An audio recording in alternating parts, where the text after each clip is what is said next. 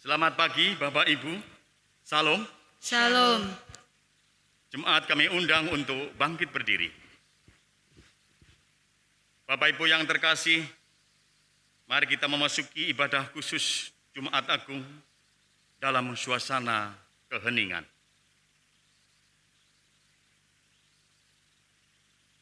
Tetesan darah yang jatuh tertinggal di setiap bekas langkah kakinya tak lagi dihiraukan. Dera cambukan dan pukulan, bertabur ludah, hinaan dan tawa ejekan. Seakan menambah beban salib yang dipanggulnya. Namun ia tetap setia menyusuri jalan penderitaan. Via Dolorosa. Jalan kesengsaraan menuju Golgota dilihat banyak orang sebagai awal kekalahannya. Namun itu semua rela dijalani untuk kemenangan kita, umat kekasihnya. Mari dengan kerendahan hati, kita datang dalam ibadah kepada Tuhan menghayati kesetiaannya, pengorbanannya, memandang salibnya. Bapak Ibu yang terkasih, untuk mengawali ibadah khusus Jumat Agung pagi ini, marilah kita memuji nama Tuhan melalui nyanyian Kidung Baru nomor 80, bait yang pertama dan yang kedua, di Bukit Golgota.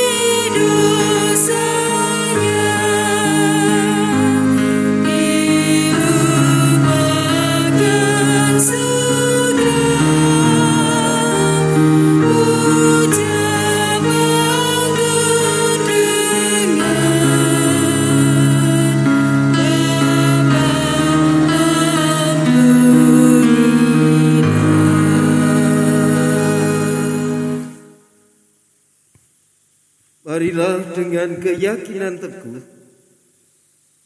kita mengkhususkan ibadah ini dalam pengakuan. Pertolongan kami datangnya dari Tuhan yang menciptakan langit dan bumi. Dan hanya karena besar kasih-Nya akan dunia ini, Ia mengaruniakan anaknya yang tunggal untuk membawa kemenangan dunia.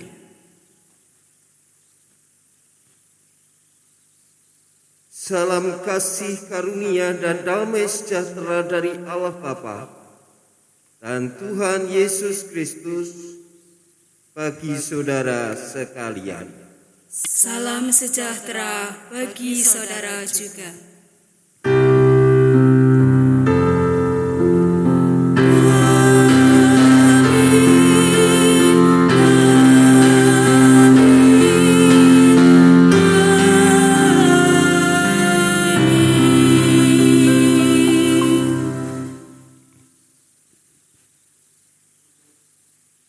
Peristiwa salib adalah peristiwa tragis, seolah seorang anak dibiarkan oleh bapaknya mengalami sengsara dan dikalahkan dunia. Peristiwa salib mengajak kita menghayati peristiwa masa kini untuk menemukan jawab atas pertanyaan, apakah benar Allah itu kalah dan membiarkan malapetaka menguasai dunia? Atau Tuhan punya cara di dalam menunjukkan kehendak-Nya? Marilah kita membawa hormat dan kekaguman atas pengorbanannya dengan bersama menyanyikan Kidung Jemaat 170 bait pertama dan kedua. Kidung Jemaat 170 bait pertama dan kedua, Kepala yang Berdarah.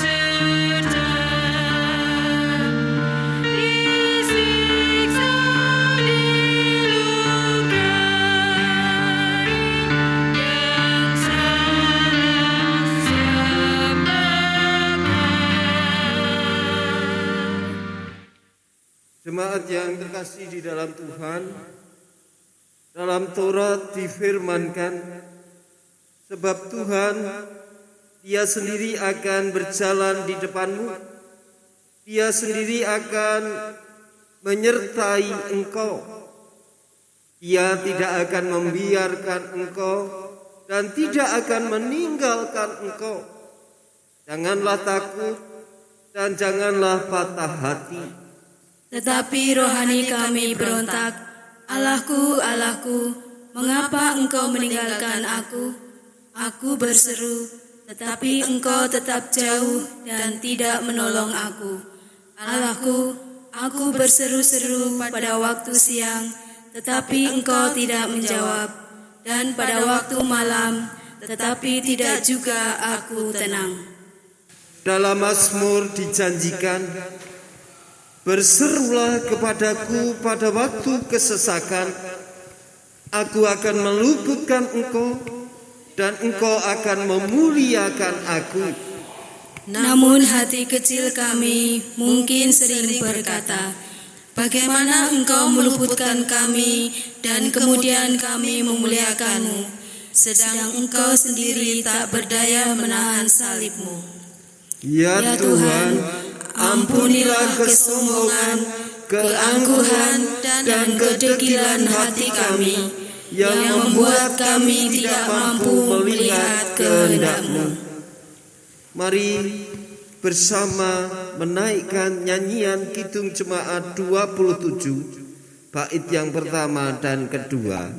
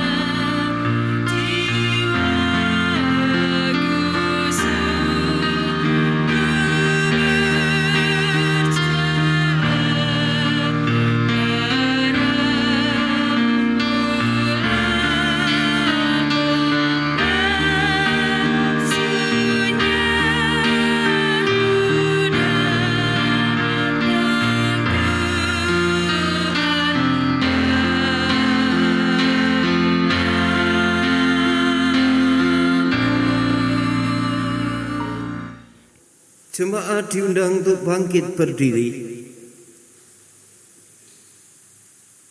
Bagi setiap orang yang dengan tulus hati menyesali dosanya di hadapan Tuhan, Ia menjanjikan anugerah pengharapan dan sekaligus panggilan untuk hidup dalam terang-Nya, seperti yang tertulis dalam 1 Yohanes pasal yang pertama ayat yang ke-7.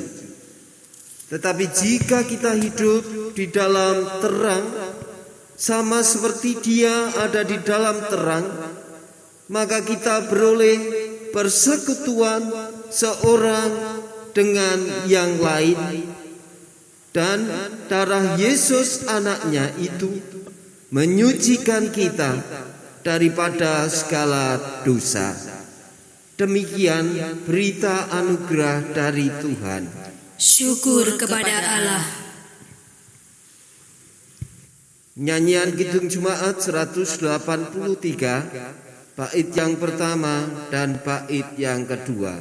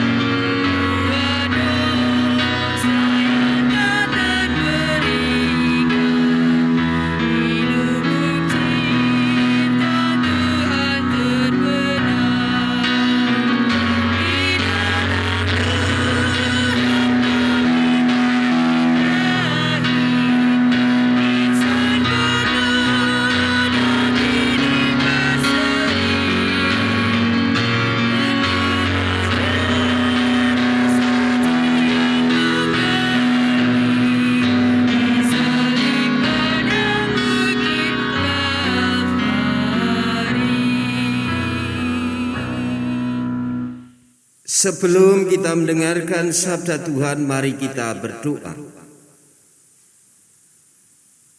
Kami bersyukur ya Tuhan, pada saat ini Tuhan memberi waktu kami untuk mendengarkan sabda Tuhan. Bersabdalah kepada kami, dan biarkanlah Roh Kudus menuntun kami, menyertai kami, supaya kami dimampukan untuk mendengarkan sabda Tuhan dengan baik. Amin. Bacaan Injil pada hari ini terambil dari Injil Yohanes pasal yang ke-18 ayat 28 sampai dengan pasal 19 ayat yang ke-42. Demikianlah Injil Tuhan Yesus Kristus menurut kesaksian Yohanes. Maka mereka membawa Yesus dari Kayafas ke gedung pengadilan. Ketika itu hari masih pagi. Mereka sendiri tidak masuk ke gedung pengadilan itu, supaya jangan menajiskan diri, sebab mereka hendak makan Paskah. Sebab itu Pilatus keluar mendapatkan mereka dan berkata, "Apakah tuduhan kamu terhadap orang ini?" Jawab mereka kepadanya, "Jikalau ia bukan seorang penjahat, kami tidak menyerahkannya kepadamu." Kata Pilatus kepada mereka, "Ambillah dia dan hakimilah dia menurut hukum Tauratmu." Kata orang-orang Yahudi itu, "Kami tidak diperbolehkan membunuh seorang." Dengan demikian, supaya genaplah firman Yesus yang dikatakannya untuk menyatakan bagaimana ia akan mati. Maka kembalilah Pilatus ke dalam gedung pengadilan, lalu memanggil Yesus dan bertanya kepadanya,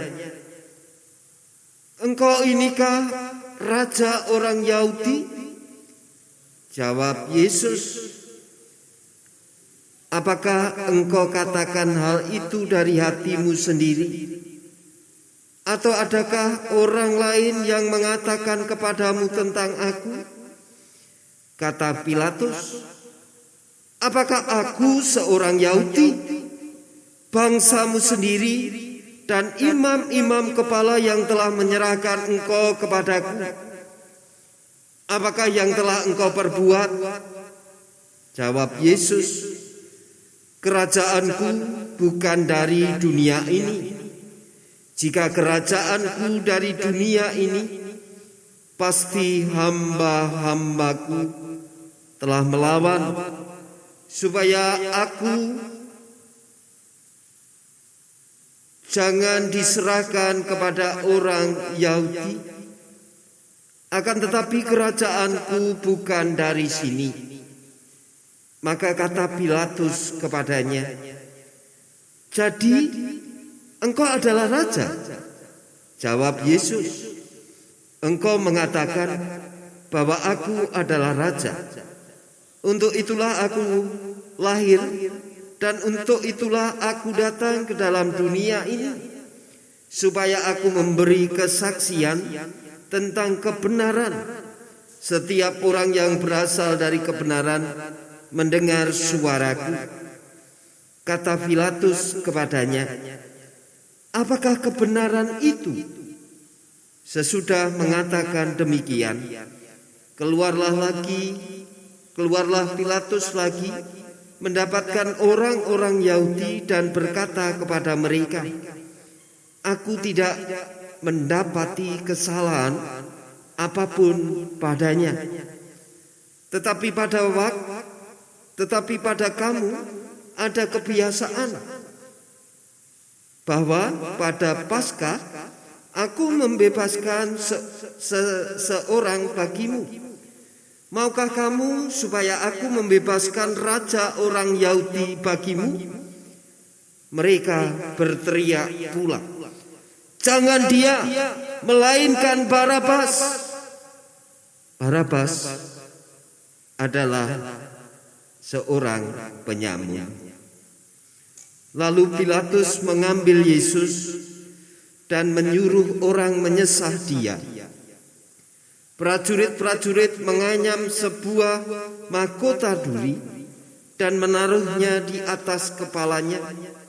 Mereka memakaikan dia jubah ungu dan sambil maju ke depan mereka berkata, "Salam, hei raja orang Yahudi." Lalu mereka menampar mukanya. Pilatus keluar lagi dan berkata kepada mereka, "Lihatlah, aku membawa dia keluar kepada kamu, supaya kamu tahu bahwa aku tidak mendapati kesalahan apapun padanya." Lalu Yesus keluar bermahkota duri dan berjubah ungu. Maka kata Pilatus kepada mereka, "Lihatlah manusia itu." Ketika imam-imam kepala dan penjaga-penjaga itu melihat dia, berteriaklah mereka, "Salibkan dia! Salibkan dia!" Kata Pilatus kepada mereka, "Ambil dia dan salibkan dia, sebab aku tidak mendapati kesalahan apapun padanya." Jawab orang-orang Yahudi itu kepadanya, "Kami mempunyai hukum, dan menurut hukum itu ia harus mati, sebab ia menganggap dirinya sebagai anak Allah." Ketika Pilatus mendengar perkataan itu, bertambah takutlah ia. Lalu ia masuk pula ke dalam gedung pengadilan dan berkata kepada Yesus, Dari manakah asalmu?" Tetapi Yesus tidak memberi jawab kepadanya.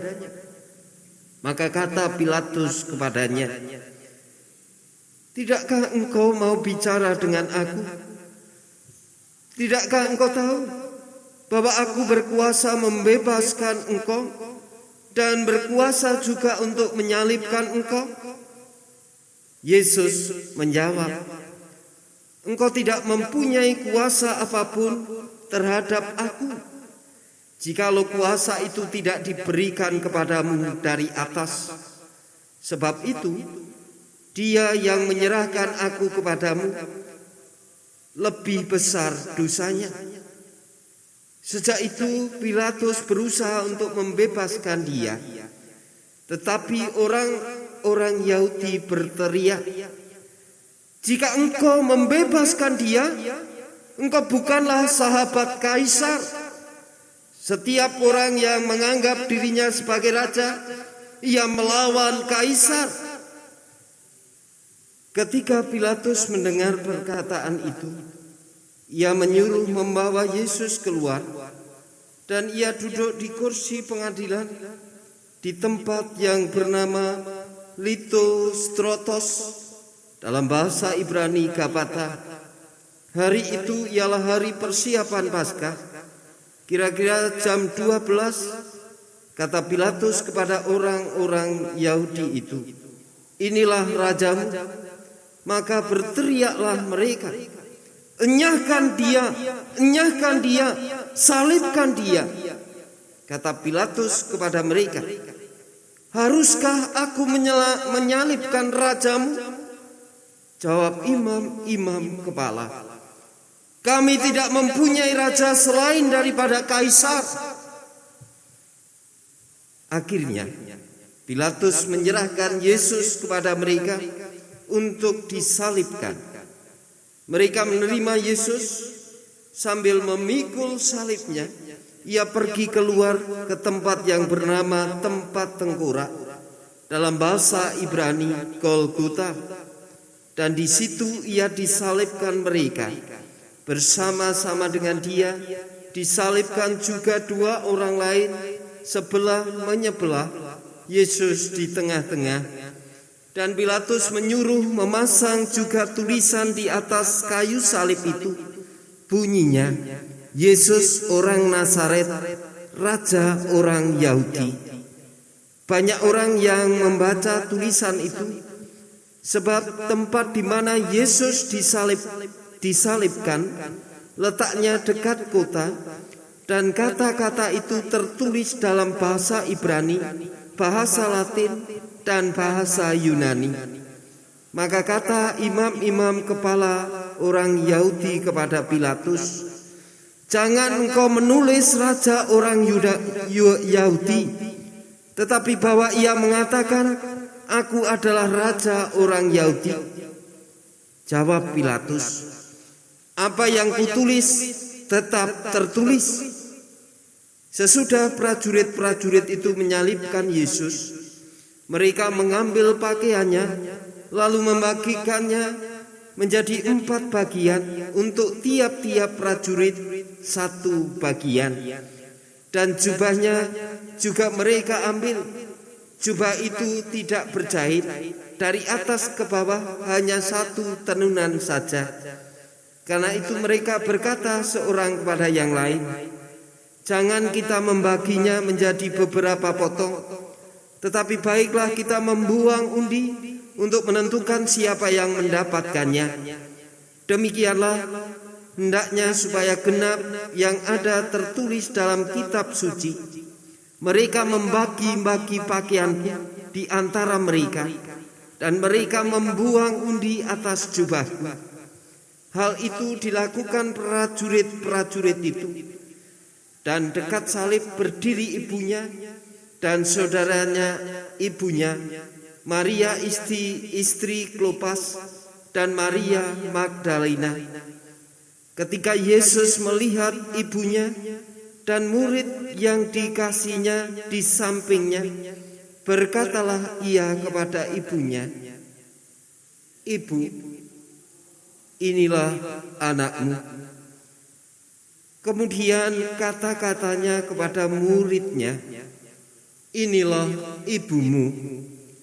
Dan sejak saat itu murid itu menerima dia di dalam rumahnya.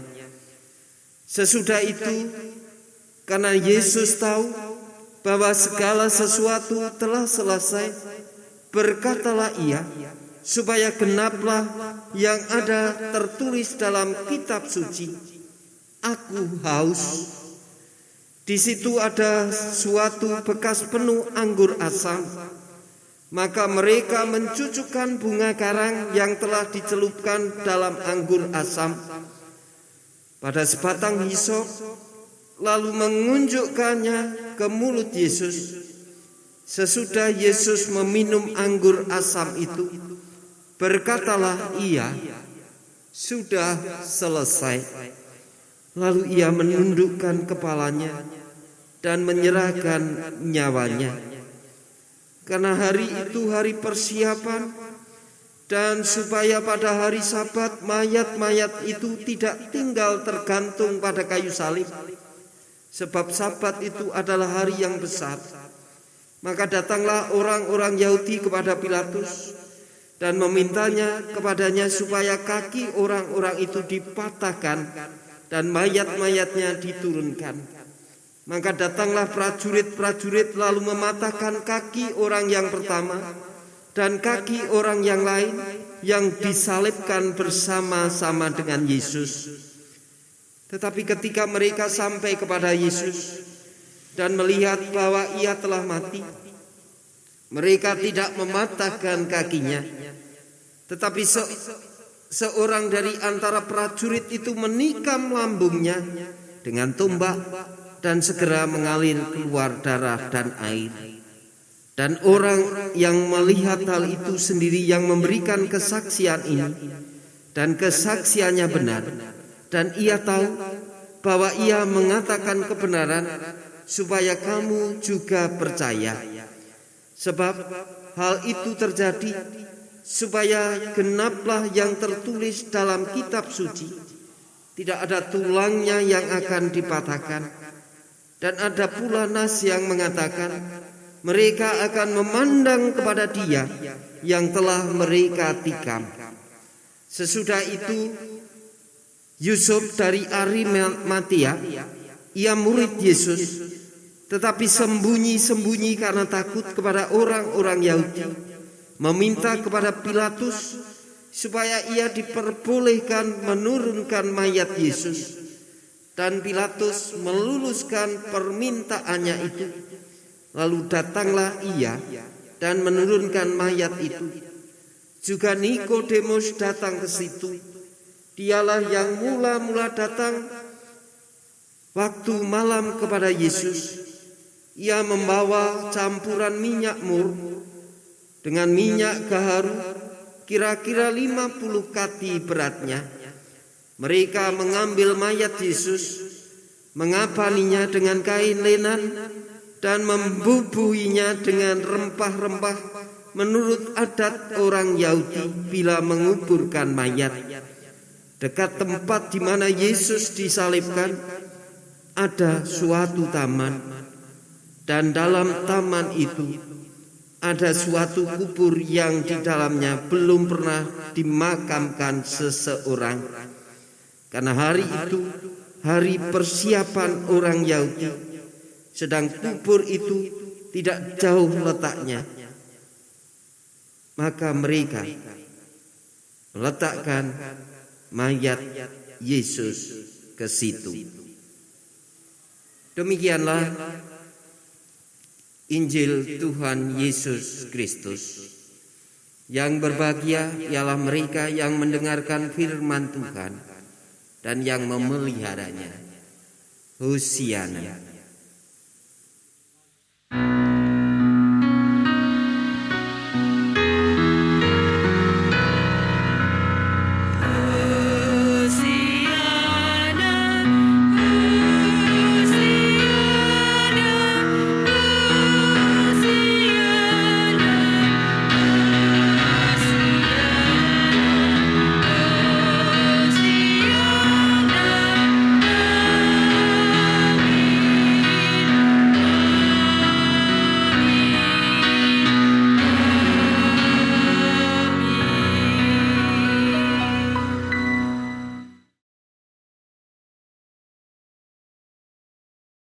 Ibu bapak serta saudara-saudara yang terkasih di dalam Tuhan, judul khotbah pada ibadah khusus Jumat Agung ini diberi judul Mungkinkah Allah telah kalah? Mungkinkah Allah telah kalah? Saya tidak akan menyampaikan khotbah panjang Bapak Ibu, mengingat bacaan sabda pada ibadah ini panjang sekali. Nah, ketika kita bersama mendengarkan, membaca bacaan sabda tadi, apa yang kemudian Bapak Ibu rasakan? Ketika Bapak Ibu harus mendengar bacaan sabda yang begitu panjang, apa yang kemudian Bapak Ibu rasakan? Bosan? Jenuh? Gelisah? Ya. Ketika kita harus jujur, ketika kita harus membaca begitu panjang bacaan, ketika kita harus mendengar begitu panjang bacaan yang dibacakan, mungkin kita merasa jenuh. Mungkin kita merasa bosan. Tetapi hari ini Bapak Ibu, hari ini mari kita merefleksikan bacaan sabda. Menurut hitungan kira-kira 17 menit. Bacaan ini membutuhkan waktu 17 menit.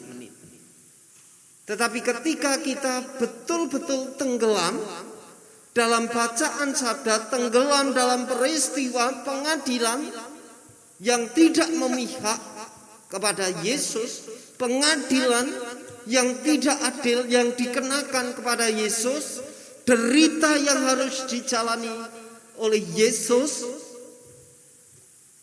17 menit tidak sebanding dengan derita Tuhan Yesus Kristus. Di mana derita Tuhan Yesus Kristus harus dijalani, dan itu adalah pilihan Tuhan Yesus Kristus. Kenapa demikian Bapak Ibu? Karena ketika Pilatus berbicara kepada Yesus, Yesus diam.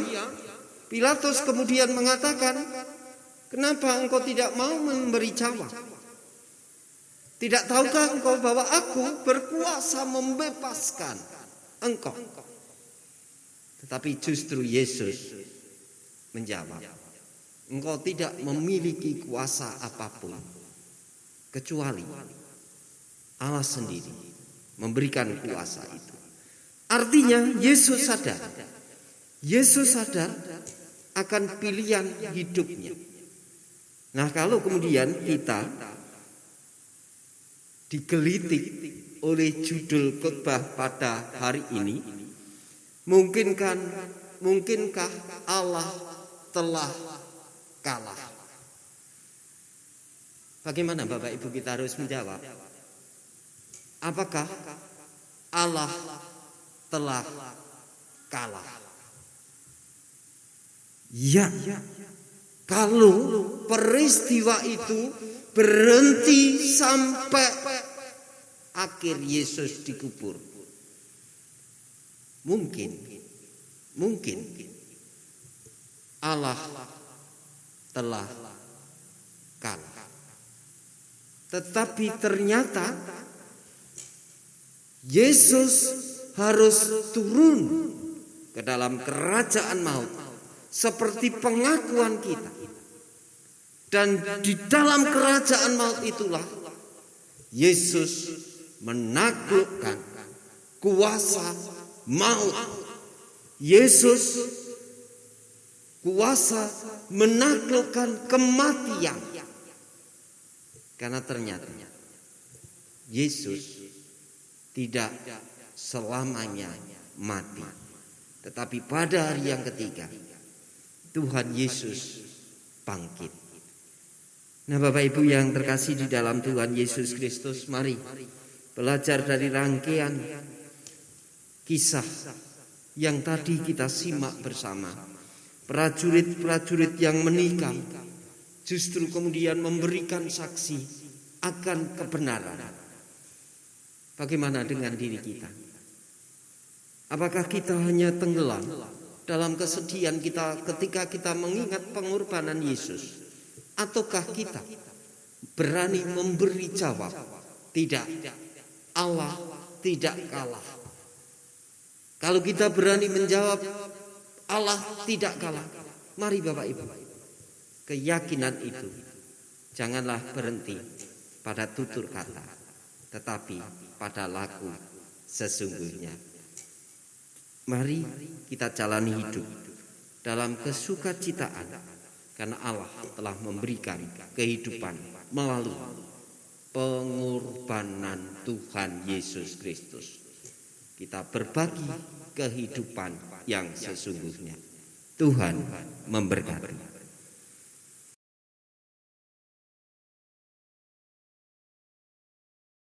Jemaat kami undang bangkit berdiri.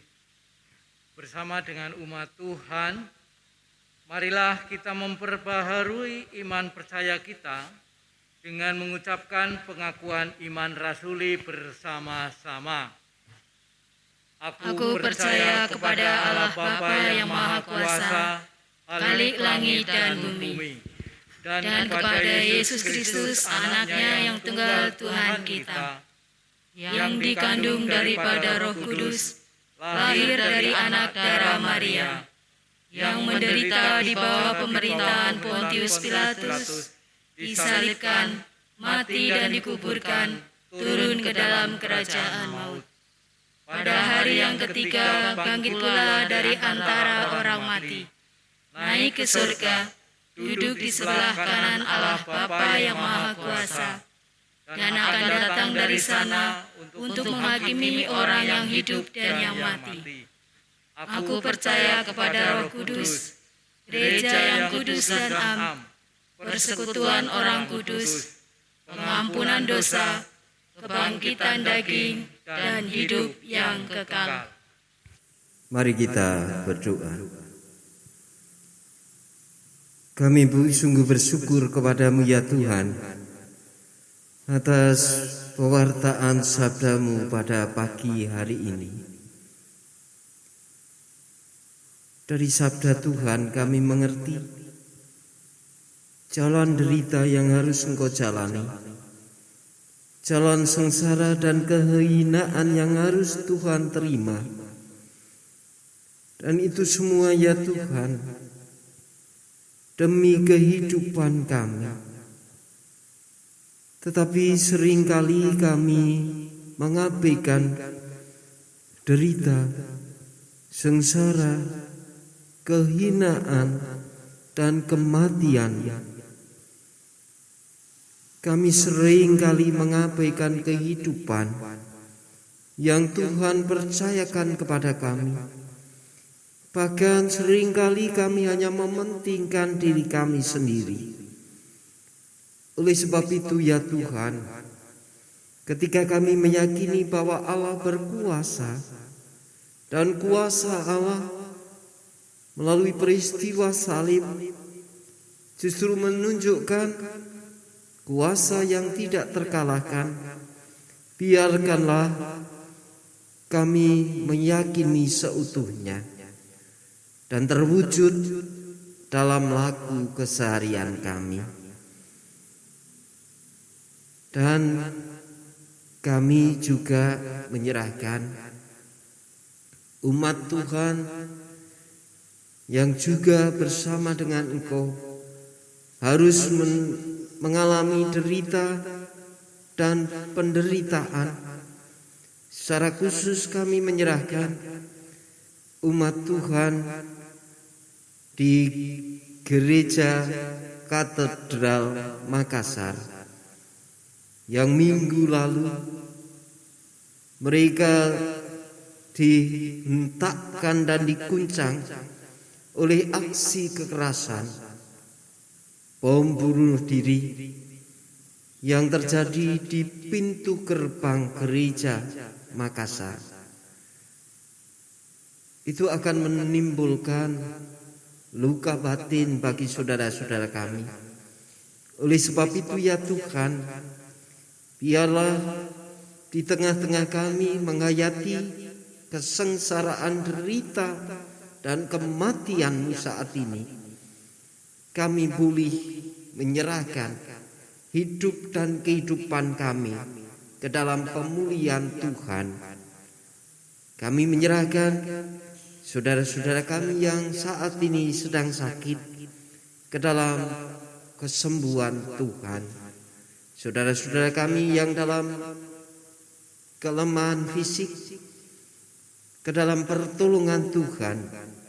Saudara-saudara kami yang dalam kegelapan karena pergumulan juga kami serahkan di dalam terang kasih Tuhan. Dan biarkanlah ya Tuhan, semua yang terjadi atas diri kami mampu menjadi bagian kami berproses bersama dengan cinta kasih Kristus. Jemaat Tuhan, biarkanlah senantiasa bertekun dalam pengharapan dan pemeliharaan Tuhan sendiri. Gereja di tempat ini, GKJ Adireja Dipala, biarlah mampu memenuhi panggilan Tuhan, menjawab panggilan Tuhan bagi kehidupan yang Tuhan percayakan. Demikian pula ya Tuhan, pulihnya negara ini dari ancaman pemecah belahan bangsa ke dalam kasih Tuhan semata. Anggota TNI dan Polri yang menjadi garda terdepan tegaknya negara kesatuan Republik Indonesia, kami serahkan ke dalam perlindungan Tuhan. Presiden, Wakil Presiden, jajaran kabinet, sepenuhnya kami percayakan kepada anugerah Tuhan. Demikian pula gugus COVID ya Tuhan, yang masih harus bekerja menangani penyebaran COVID-19, kami percayakan kepada kasih Tuhan semata. Dan biarkanlah kami mampu menyerahkan diri sepenuhnya ke dalam rahmat Tuhan. Dan segenap permohonan dan doa kami serahkan kepada Tuhan Yesus Kristus yang telah mengajar kami berdoa. Bapa kami yang di surga, dikuduskanlah nama-Mu, datanglah kerajaan-Mu, jadilah kehendak-Mu di bumi seperti di surga.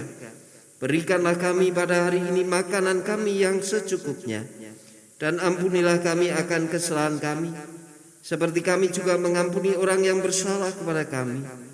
Dan janganlah membawa kami ke dalam pencobaan, tetapi lepaskanlah kami daripada yang jahat. Karena Engkau-lah yang mempunyai kerajaan dan kuasa dan kemuliaan sampai selama-lamanya. Amin. Mari kita nyatakan syukur kita melalui nyanyian Kidung Jemaat. Nyanyian Kidung Baru 183. Kita nyanyikan bait yang pertama dan bait seterusnya. Dulu ku mencari.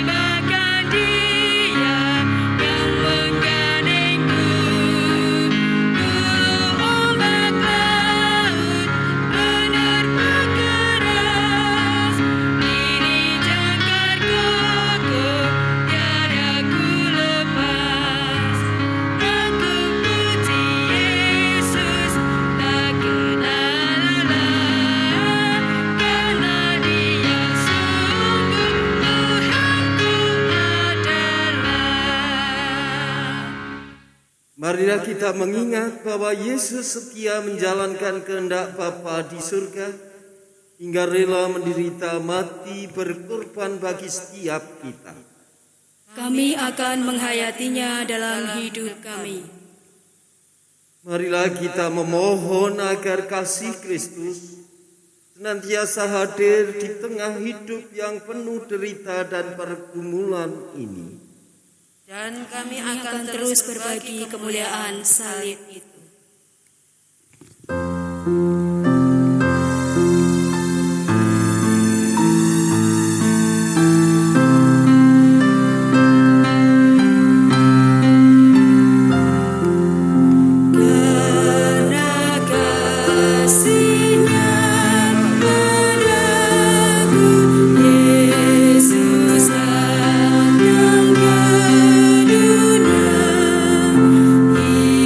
Ia